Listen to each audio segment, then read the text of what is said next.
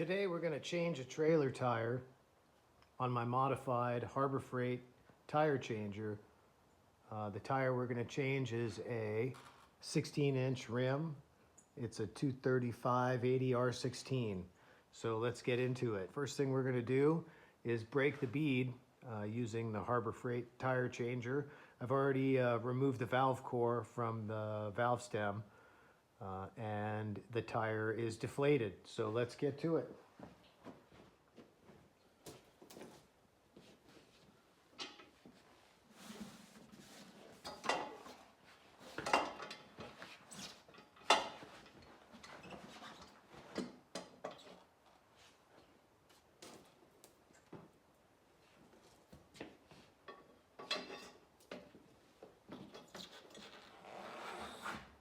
Oh, that was easy. And we'll just rotate it.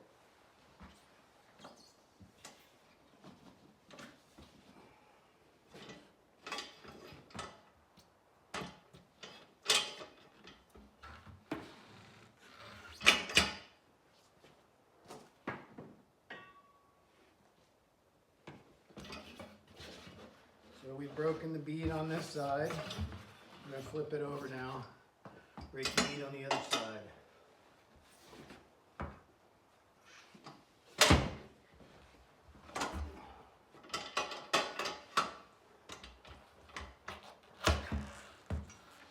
And there's the bead on the other side. All right.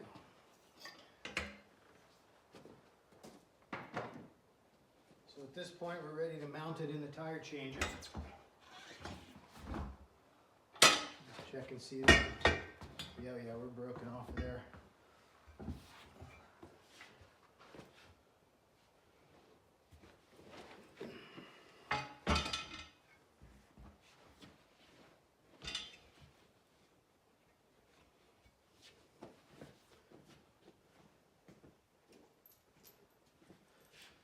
So to secure the tire, I use a carriage bolt with a lock nut on it instead of the traditional Harbor Freight tool, which isn't really worth much. So I put a washer on there so the washer can kind of conform to the curved shape of the rim, the lug nut area of the rim. Oops.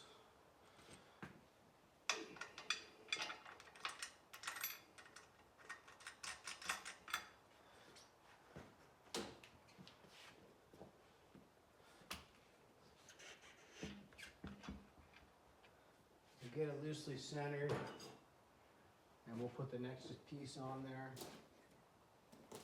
which this is standard Harbor Freight, and this is a cone that I purchased online.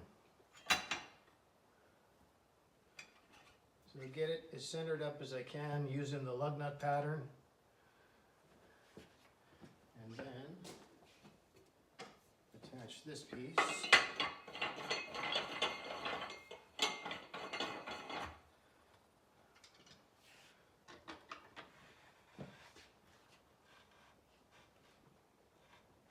Tighten that pretty good.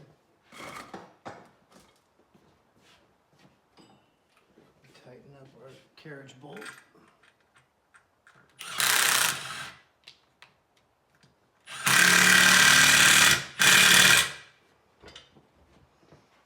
Alright, that's pretty good. Let's put our attachment on.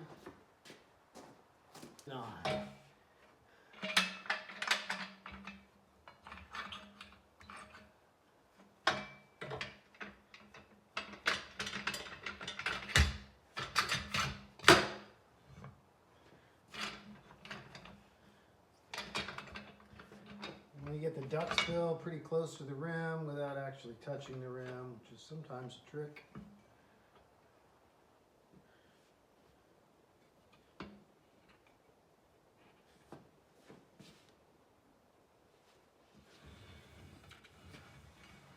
Looks good. All right, we'll give those a tap to tighten them down. That's not tight.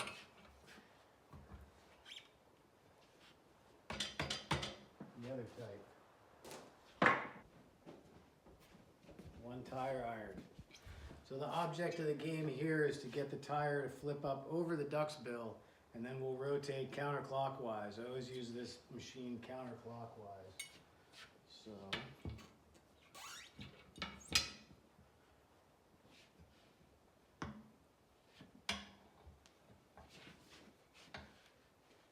yeah, it's over the Duckbill and it started its thing. So then what I like to do is watch the center as I go.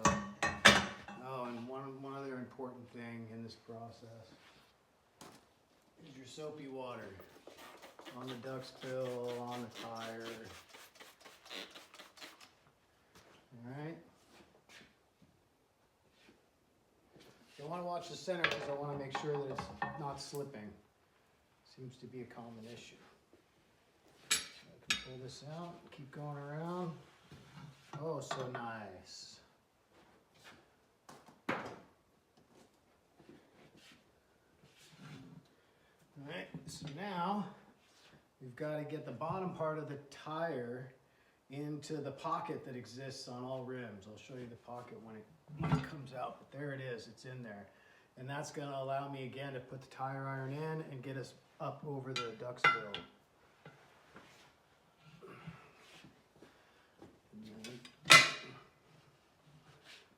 Start the process again.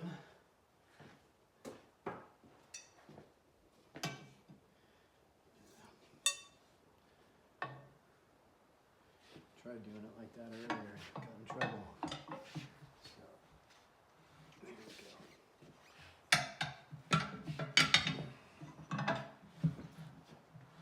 Not a ton of effort, tires off.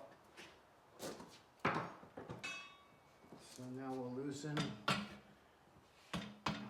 our device.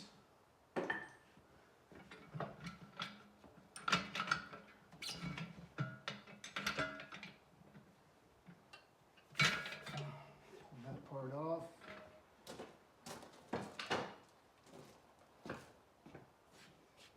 There's our old tire.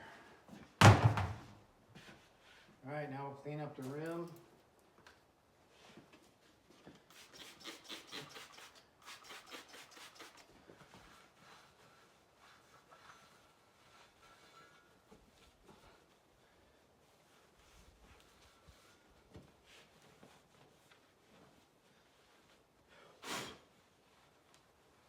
Also going to cut off the old valve stem and replace that.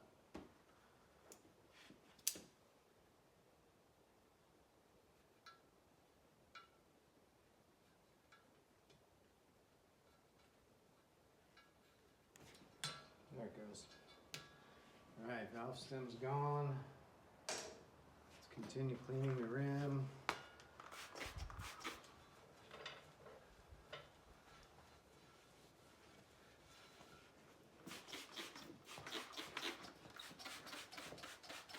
These rims are in really good shape. I bought this trailer new, and this is the first time the tires have been changed.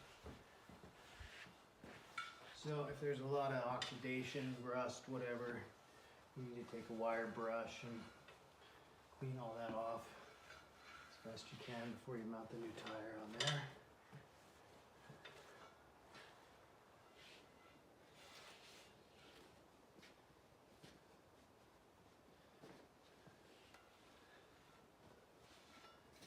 All right. Here's our new tire that FedEx delivered. When they delivered it, the bead was only about 3 inches open, so I stuck these 8-inch spacers in there to try and get it to open up and relax, make it easier to seat the bead when that time comes. So I always find the date code, that white date code, and make that the back of the wheel.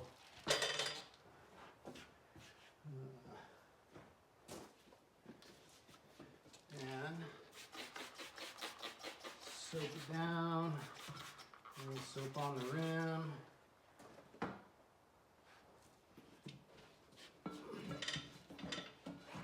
Get it kind of started a little bit, like so.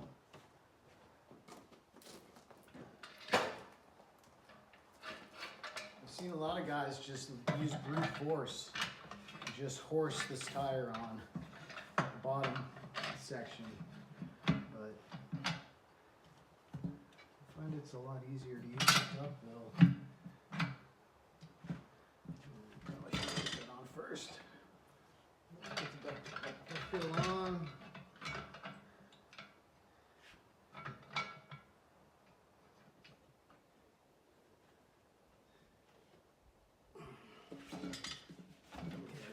Started. Right. And then it's just running the Duckbill in reverse.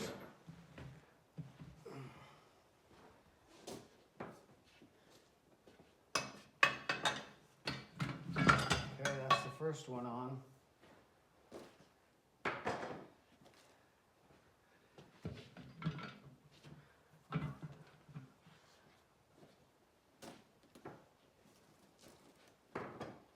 Lube it up, baby.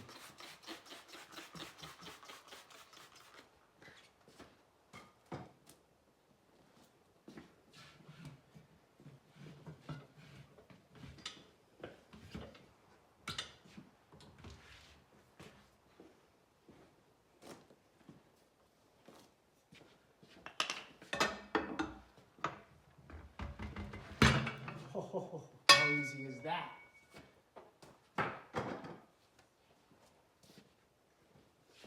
Well, I just realized I didn't put the valve stem in.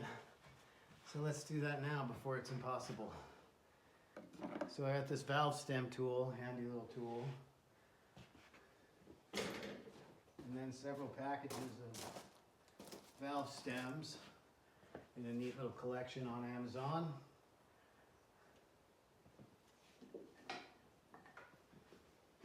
I'll put a little white lithium grease on here to facilitate it going through the rim smoothly.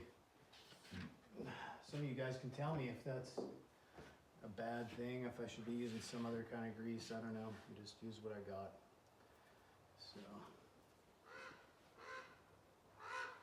So this little tool is great.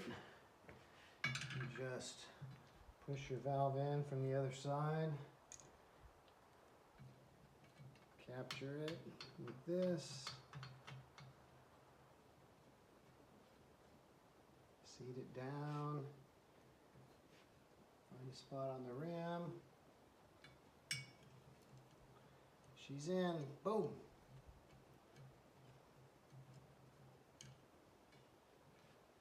All right, next thing. We got to remove the Duckbill.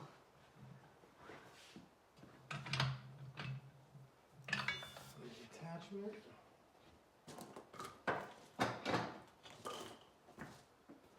Dry the tire off.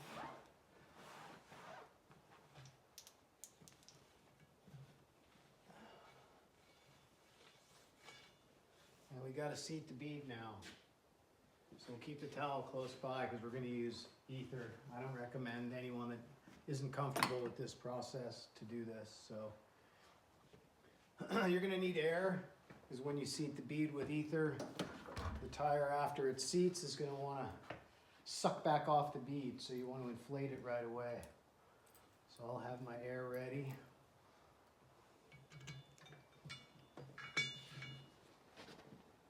And now, I didn't show you, but the bottom of this rim is actually a wider section than the top of the rim.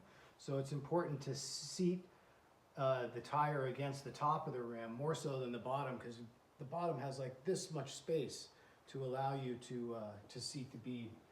So I'm going to use just a couple of pieces of wood that I've got to kind of prop it up off of the floor and get that bead to seat against the bottom of the top of the rim.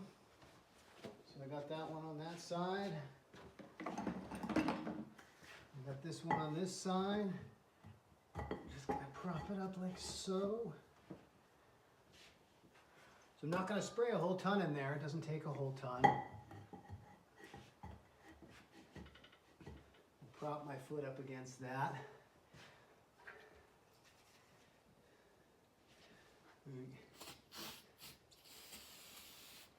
Okay, and a little stream like so. Sit back, prop it up. Ooh, isn't that fun, folks? Get some air in it. Put out the little flames.